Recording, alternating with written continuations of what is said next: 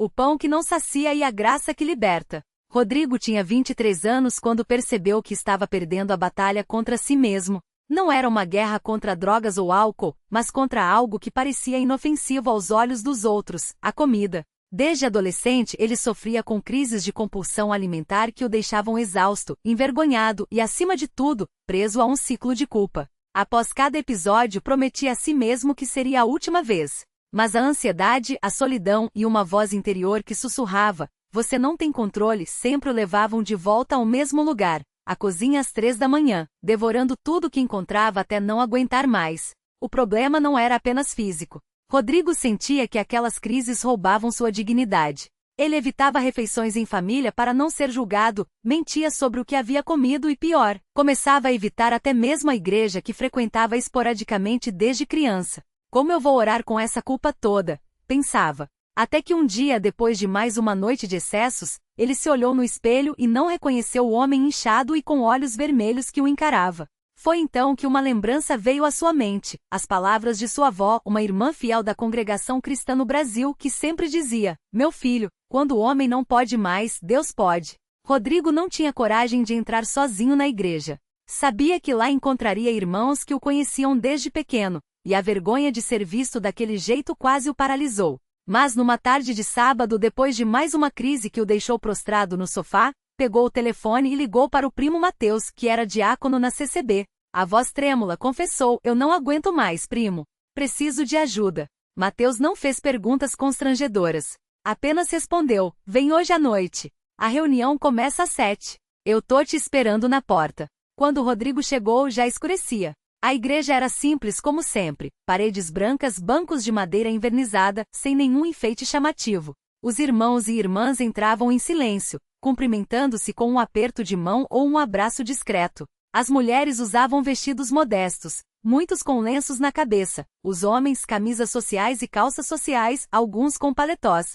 Não havia instrumentos musicais, apenas vozes unidas cantando o hino, "Ó, que amigo em Jesus", com uma convicção que fez Rodrigo sentir algo estremecer dentro dele. Mateus o levou para um canto e apresentou ao ancião Pedro, um homem de cabelos grisalhos e olhos serenos.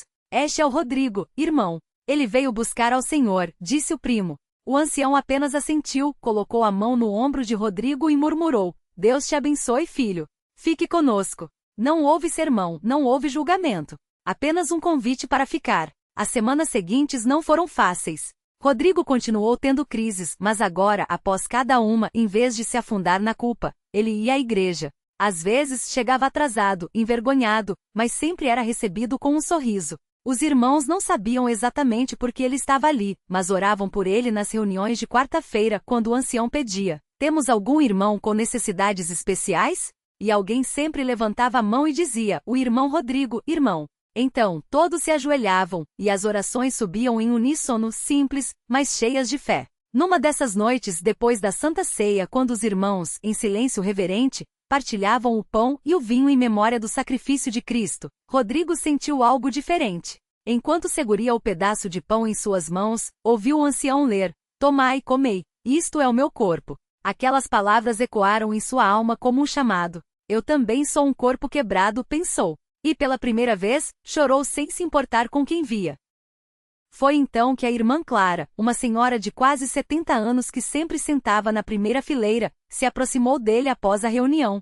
"Filho, você tá carregando um fardo pesado, né?" perguntou, com uma voz que era ao mesmo tempo firme e doce. Rodrigo apenas assentiu, sem coragem de olhar nos olhos dela. "Eu também já tive minhas lutas", continuou ela. "Mas Jesus não veio pra gente ficar escravo. Ele veio pra libertar. Você quer ser livre?" Rodrigo engoliu em seco e sussurrou: "Quero, irmã, mas não sei como." Ela segurou suas mãos e disse: "Na próxima reunião de oração, você vai dar o seu testemunho. Não para contar seus erros, não. Para dizer que você quer a vitória. E Deus vai ouvir." A noite marcada chegou. Rodrigo tremia enquanto se levantava diante dos irmãos. O salão estava cheio, o ar pesado de expectativa. O ancião Pedro o encorajou com um aceno de cabeça. Então, com voz quebrada, Rodrigo começou: "Irmãos, eu vim aqui hoje porque eu tô cansado. Cansado de mentir, cansado de me esconder, cansado de ser escravo de uma coisa que me rouba a paz. Eu não quero mais viver assim. Eu quero que Jesus me livre. Eu acredito que Ele pode." Não houve aplausos. Não houve palavras de efeito. Apenas silêncio. Depois, o ancião se levantou e disse: "Vamos orar." E todos se ajoelharam. Rodrigo não sabe explicar o que aconteceu naquela noite. Não houve voz do céu, não houve luzes. Mas enquanto os irmãos oravam, ele sentiu algo se quebrar dentro dele. Uma corrente se rompeu. E pela primeira vez em anos, ele sentiu fome não pela comida, mas por Deus. Nos dias que se seguiram, as crises pararam. Não de uma vez, não sem luta, mas a cada vez que a tentação vinha, Rodrigo orava. E lembrava das palavras da irmã Clara: Jesus não veio pra gente ficar escravo. Um mês depois, ele foi batizado nas águas, mergulhando na piscina da igreja enquanto os irmãos cantavam Glória a Cristo Jesus. Quando emergiu, sentiu que não era mais o mesmo. Hoje, Rodrigo é um dos jovens mais ativos na congregação. Ajuda a organizar as reuniões, visita os doentes e, sempre que pode, compartilha seu testemunho com outros que lutam contra vícios, sejam eles visíveis ou escondidos. Ele aprendeu que a liberdade não é a ausência de batalha, mas a certeza de que mesmo nas quedas, há uma mão que nos levanta. A CCB não é um lugar de pessoas perfeitas, costuma dizer. É um lugar onde gente quebrada encontra um Deus que restaura. Não tem milagre sem fé, e não tem fé sem entrega. Eu entreguei minha fraqueza e Deus me deu força. Não foi mágica. Foi graça. E toda vez que canta sem instrumentos, apenas com as vozes dos irmãos unidas em Quão Grande És Tu, Rodrigo lembra da noite em que descobriu que a verdadeira fome da alma só se sacia em Cristo. Um dia, enquanto Rodrigo ajudava a arrumar as cadeiras após o culto, um rapaz chamado Lucas se aproximou. Ele tinha os olhos vermelhos, as mãos trêmulas e um cheiro forte de álcool no hálito. "Ouvi dizer que você já passou por isso", murmurou, como se as palavras custassem a sair. Rodrigo reconheceu aquele olhar. Era o mesmo que ele tinha 2 anos, quando entrou pela primeira vez na igreja. Uma mistura de vergonha, desespero e um pedacinho de esperança que ainda teimava em não apagar. Sem julgar, Rodrigo sentou ao lado dele nos bancos ainda quentes do culto que tinha acabado. "Passar? Não, irmão. Eu ainda passo. A diferença é que agora eu não passo sozinho." E então contou como, mesmo depois de livre das drogas, ainda havia dias em que a memória do vício batia à porta como um credor insistente. Mas também falou das noites em que, de joelhos no altar, sentia uma paz que nenhum barato jamais tinha dado. "Aqui a gente aprende a trocar a ilusão pela verdade", disse, apontando para o púlpito onde o pastor tinha pregado sobre a força do Espírito Santo. Lucas balançou a cabeça, cético. "Já tentei parar sozinho. Não consigo." Rodrigo sorriu. Era a mesma frase que ele tinha dito ao obreiro que o acolheu. Ninguém consegue sozinho. Por isso Deus deu à igreja. Olha só. Ele chamou o obreiro Marcos, que já estava de olho nos dois, e em minutos, Lucas estava rodeado por irmãos que oravam por ele, mãos nos ombros, vozes firmes declarando liberdade. Não era um ritual vazio, era guerra espiritual, e Rodrigo sabia bem como aquelas palavras tinham poder. Nas semanas seguintes, Lucas começou a frequentar as reuniões de jovens. No começo chegava atrasado, com ressaca, mas sempre tinha alguém esperando por ele na porta. Às vezes era Rodrigo, às vezes a irmã Maria, que fazia questão de servir um café bem forte e um abraço mais forte ainda. "Deus não desiste da gente", ela dizia, enquanto Lucas tentava segurar as lágrimas. Pouco a pouco, as crises de abstinência foram ficando menos intensas. As noites de insônia, antes preenchidas com a voz do vício, agora eram quebradas por mensagens no grupo da igreja. "Estou orando por você, irmão", ou "Lembra, a vitória já é sua." Até que veio o dia em que Lucas subiu ao altar pela primeira vez. Não para pedir, mas para agradecer. Com a voz embargada, contou como, depois de anos achando que era escravo da garrafa, tinha descoberto que a verdadeira escravidão era viver sem Deus. Pensava que bebia para esquecer os problemas, mas só estava afogando as bênçãos, disse, enquanto o pastor ao lado sorria, orgulhoso. Rodrigo, na primeira fileira, não conseguia parar de chorar. Não era só a história de Lucas que ele via ali.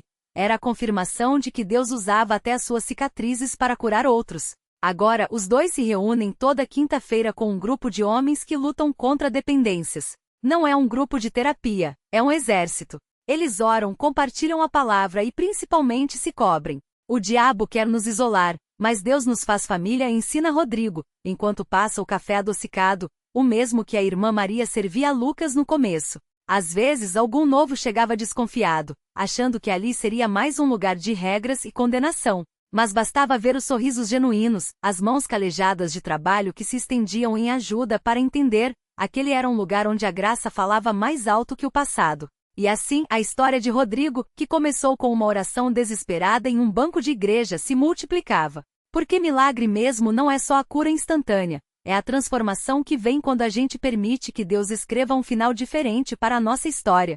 Um final que, na verdade, é só o começo. No mesmo bairro onde a Universal se tornará um farol de esperança, morava Dona Jussara, uma senhora de 62 anos que há 10 anos não saía de casa. A depressão a havia aprisionado entre 4 paredes, e até o sol parecia evitar sua janela. Os filhos, preocupados, tentaram de tudo, médicos, remédios, palavras de ânimo. Mas nada adiantava. Até que um dia sua neta, a pequena Sofia, de 7 anos, voltou da igreja com um convite. Vó, o pastor falou que Deus quer te ver lá. Ele disse que tem um presente para a senhora. Dona Jussara riu sem alegria. Deus não tem tempo para mim, minha filha. Eu nem sei mais orar. Mas Sofia, com a fé pura das crianças, insistiu. Ele tem sim. O senhor Rodrigo falou que Deus gosta de quem está quebrado para consertar. Aquela frase simples, dita com tanta convicção, tocou algo dentro dela. Talvez fosse curiosidade, talvez desespero. Mas no domingo seguinte, com as mãos trêmulas e o coração apertado, ela entrou na Universal pela primeira vez.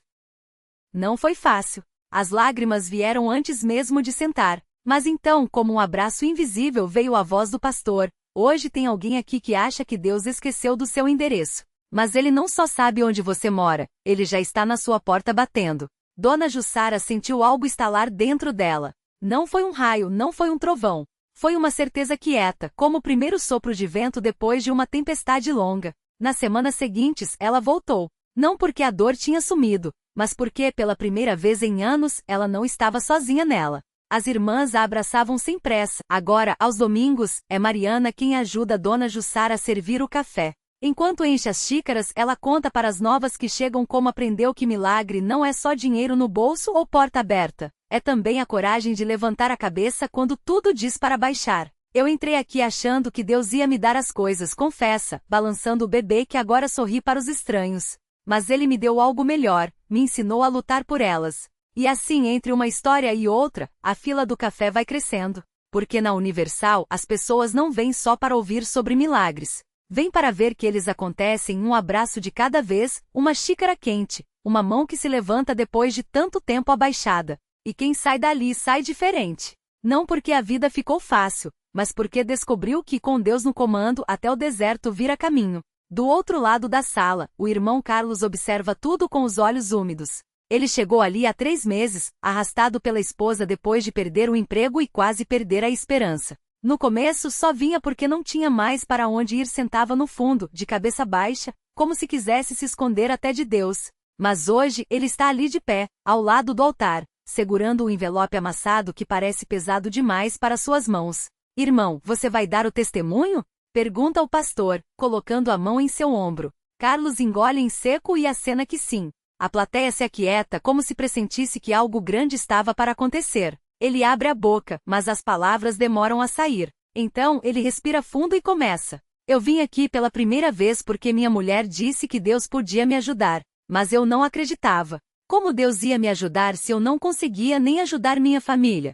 Sua voz treme, mas ele continua. Eu tinha dívidas, vergonha, raiva. Até que um dia, o pastor falou algo que me marcou. Deus não muda sua situação para você mudar de atitude. Você muda de atitude para ele mudar sua situação. A igreja murmura em concordância. Muitas cabeças balançam, como se aquelas palavras tivessem atingido cada um ali. Eu comecei a vir todo dia. Não por obrigação, mas porque aqui eu sentia uma paz que não encontrava em lugar nenhum. E sabe o que aconteceu? Ele segura o envelope mais firme. Semana passada, o gerente do banco me ligou. Disse que tinha um erro no meu nome, que eu não estava inadimplente como pensava. Minhas dívidas tinham sido pagas. Não por mim. Não por ninguém da minha família. Alguém anônimo quitou tudo. Um suspiro corre pela igreja. Alguns choram. Outros levantam as mãos em gratidão. Mas o milagre não foi só isso. Carlos continua, agora com a voz mais firme. O milagre foi eu entender que mesmo quando tudo parece perdido, Deus está trabalhando. Hoje eu tenho um novo emprego. Minha mulher sorri de novo. E ele olha para o chão emocionado. Eu voltei a acreditar em mim. O pastor o abraça, e a igreja explode em aplausos e louvores. Não é um aplauso qualquer. É o som de pessoas que sabem que se Deus fez por Carlos, pode fazer por elas também. Enquanto o culto continua do lado de fora, uma mulher hesita na porta. Ela se chama Marisa e veio porque ouviu falar dos milagres daquele lugar. Mas tem medo. Medo de acreditar e se decepcionar. Medo de entrar e não ser bem-vinda. Então ela fica ali observando. Até que uma senhora de cabelo branco se aproxima sorrindo. Minha filha, você veio até aqui. Isso já é o primeiro passo. Deus não te chamou para te deixar do lado de fora. Marisa olha para os olhos daquela mulher e vê algo que não via há muito tempo. Uma esperança que não mentia. Então, ela respira fundo e dá o primeiro passo para dentro. E assim mais uma história está prestes a começar. Porque na Universal os milagres não são apenas contados. Eles são vividos. Todos os dias. Por pessoas comuns que descobrem que com fé até o impossível se curva. O milagre de Marisa. Dentro do templo, Marisa sentou-se em um canto, as mãos trêmulas apertando um lenço gasto. Sua vida era uma teia de dores. O diagnóstico de uma doença rara, as contas que não fechavam, a solidão que a acompanhava como uma sombra. Será que Deus realmente se importa com alguém como eu? Pensava, enquanto lágrimas escorriam silenciosas. Foi então que o pastor começou a falar sobre o pão da meia-noite, aquele momento em que Deus age quando tudo parece perdido. E como se suas palavras fossem só para ela, Marisa sentiu algo estremecer dentro do peito. Uma voz suave, quase um sussurro, lhe disse: levante-se. Você não está sozinha. Com lágrimas nos olhos, ela se aproximou do altar. Não tinha palavras bonitas, nem fé inquebrantável. Apenas um coração quebrado oferecido como estava. E foi suficiente. Na semana seguinte, o médico a chamou confuso. Os exames, inexplicavelmente, não mostravam mais vestígios da doença. Os resultados eram tão surpreendentes que ele pediu novos testes, mas a verdade era clara: ela estava curada. E como se Deus quisesse confirmar que ouvirá cada uma de suas lágrimas, uma oferta anônima pagou suas dívidas acompanhada de um bilhete, para quem já ganhou a maior batalha. Um irmão em Cristo. Reflexão final. Marisa descobriu que os milagres não são reservados para os perfeitos, mas para os que ousam acreditar, mesmo com as mãos vazias. Deus não exige fé gigante, apenas um coração disposto a dar um passo, mesmo que trêmulo. Seu milagre não foi apenas a cura do corpo, mas a restauração da alma. Ela aprendeu que o impossível é apenas o possível disfarçado, esperando por quem se atreve a confiar. Lição de vida. A fé não é a ausência de medo, mas a coragem de avançar apesar dele. E muitas vezes, o maior milagre não é mudar as circunstâncias, mas transformar quem nós somos nelas. Marisa entrou como uma mulher derrotada e saiu como testemunha de que, quando Deus escreve uma história, até as vírgulas têm propósito.